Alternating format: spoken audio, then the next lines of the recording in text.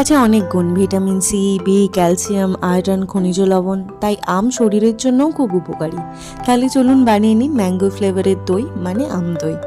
প্রথমেই দইয়ের এক্সট্রা জলটা একটা কাপড়ের সাহায্যে ছেঁকে নেবেন। তারপর একটা বোলে চিনি গুঁড়ো করে সেই বোলেতেই আম কেটে দিয়ে ভালো করে ব্লেন্ড করে নিলাম একসাথে।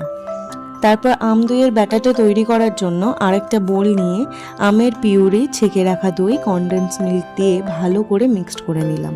এবার একটা পাত্রে ব্যাটারটা ঢেলে 25 মিনিটসের জন্য স্টিম করে নিয়ে ফ্রিজে রেখে দিলাম 2 to 3 আওয়ার্সের জন্য। নাও রেডি আমাদের ডিলিশিয়াস ম্যাঙ্গো কার্ড ডেজার্ট।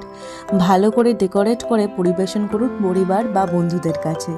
কথা দিচ্ছি মনের কোণে আলাদাই জায়গা করে নেবে এই অনন্য স্বাদের ডেজার্ট।